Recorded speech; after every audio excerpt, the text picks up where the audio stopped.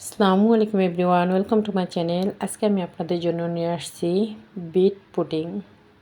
এই বিট পুডিংটা এত মজা, এত সুস্বাদু ছিল, আপনারা না খেলে বুঝতেই পারবেন না। দেখে নিন প্রস্তুত প্রণালী। এই পুডিংটি তৈরি করার জন্য আমি প্রথমে এখানে ক্যারামেল তৈরি করে নিচ্ছি। ক্যারামেলটা আমি এরকম একটি ননস্টিক কড়াইতে তৈরি করে নিচ্ছি। এজন্য এই ক্যারামেলটা তৈরি করার জন্য আমি এখানে কোনো পানি অ্যাড করিনি, এমনি চুলার আঁচটা একটু বাড়িয়ে দিয়েছি। আর এই তো দেখুন ক্যারামেলটা রেডি হয়ে গেছে। এভাবে আমি কিছুক্ষণ নেড়েচেড়ে ক্যারামেলটাকে নামিয়ে নিব। আর আমি এই পুডিংটি এরকম একটি বাটিতে বসাবো। আপনাদের কাছে এরকম বাটি না থাকলে যে কোনো বাটিতে আপনারা এই পুডিংটি বসিয়ে নিতে পারেন। এখন আমি গরম থাকা অবস্থায় ক্যারামেলটা এরকম বাটিতে ঢেলে নিচ্ছি। ঢেলে নিয়ে এখন আমি এটাকে গরম গরম দ্রুত এভাবে ঘুরিয়ে নিব, যাতে ক্যারামেলটা পুরো বাটিটাতে ভালোভাবে সেট হয়ে যায়। এই তো দেখুন এরকমভাবে আমি ঘুরিয়ে নিয়ে এখন এটাকে আমি একটা সাইডে রেখে দিব। সাইডে রেখে দিয়ে এখন আমি এখানে নিয়ে নিচ্ছি কিছুটা পাউরুটি। এখানে আমি 4 পিস পাউরুটি নিয়েছি। আপনারা যে যেরকম তৈরি করবেন ওই পরিমাণ বাড়িয়ে কমিয়ে নিতে পারেন। পাউরুটিগুলো নিয়ে এখন আমি এটার চারপাশটা একটু, যে বাদামি কালার অংশটা আছে সেটাকে আমি একটু কেটে নিচ্ছি। কেটে নিয়ে এখন এই পাউরুটিগুলো আমি টুকরো করে নিব।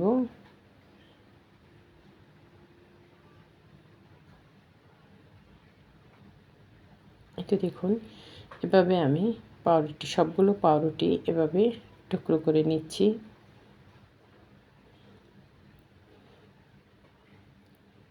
সবগুলো পাউরুটি আমার টুকরো করে নেওয়া হয়ে গেছে। এখন আমি এটাতে দিয়ে দিব কিছুটা লিকুইড দুধ। এখানে আমি এই পুডিংটা তৈরি করার জন্য 1/2 লিটার দুধ নিয়েছি। 1/2 কেজি দুধ নিয়ে এখন এটাকে আমি ভালোভাবে জাল করে নিয়েছি। জাল করার সময় এটাতে আমি আরও কিছুটা গুঁড়ো দুধ দিয়েছি, যাতে দুধটা ঘন হয়ে যায়। দিয়ে আমি এখন কুসুম গরম থাকা অবস্থায় দুধটাকে আমি এই রুটির ভিতরে দিয়ে দিয়েছি। দিয়ে এটাকে আমি 10 মিনিট রেস্টে রেখে দেব। এখন আমি এখানে পুডিংটা তৈরি করার জন্য নিয়েছি 3টি ডিম। ডিমগুলোকে আমি একটি বাটিতে এভাবে ভেঙে নিচ্ছি।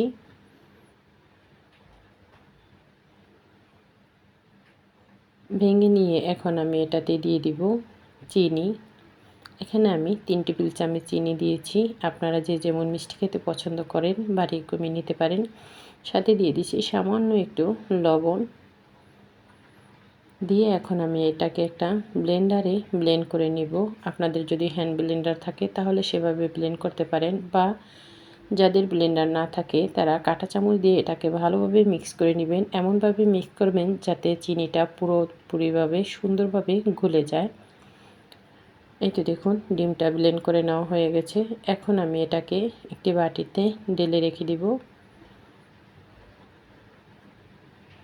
আর এটা চিনির সাথে সুন্দরভাবে মিক্স হয়ে গেছে ডিমটা, দেখুন।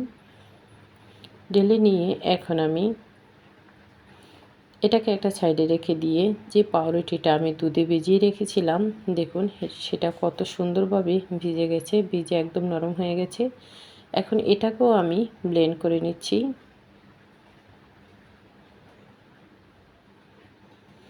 এভাবে রুটিটাকেও আমি ব্লেন্ড করে নিয়েছি। ব্লেন্ড করে নিয়ে এখন আমি এটাকে আরেকটি বাটিতে ঢেলে নিচ্ছি।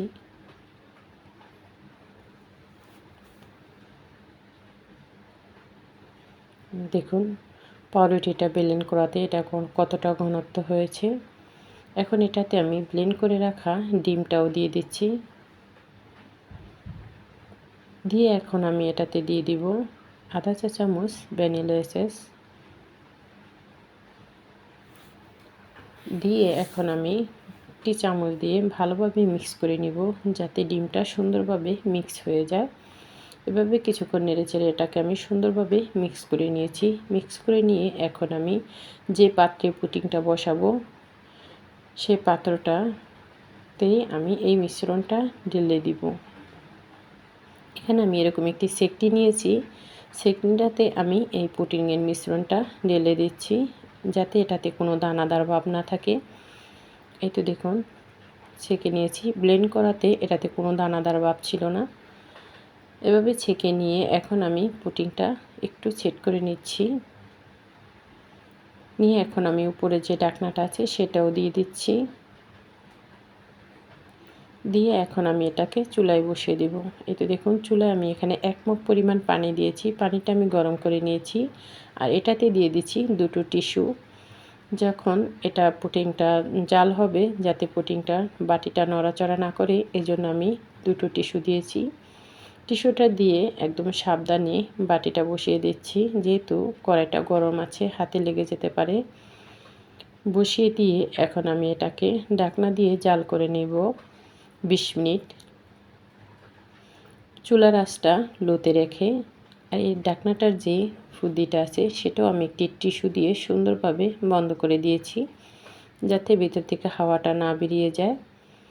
20 মিনিট পরে এই তো দেখুন পানিটা অনেকটা শুকিয়ে আসছে আর পুডিংটাও হয়ে গেছে। এখন আমি চুলার আঁচটা বন্ধ করে দিব। বন্ধ করে দিয়ে আমি ঢাকনাটা খুলে একটু দেখাচ্ছি আপনাদের পুডিংটা কতটা সুন্দর হয়েছে।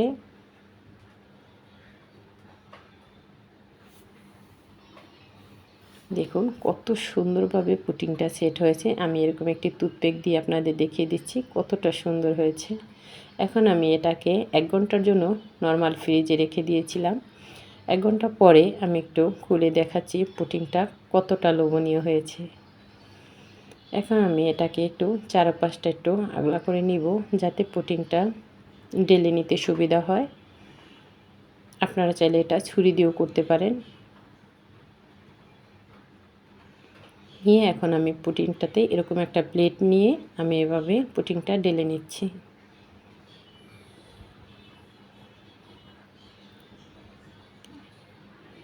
এই তো দেখুন কত সুন্দর হয়েছে পুডিংটা, আর কতটা রসালো হয়েছে।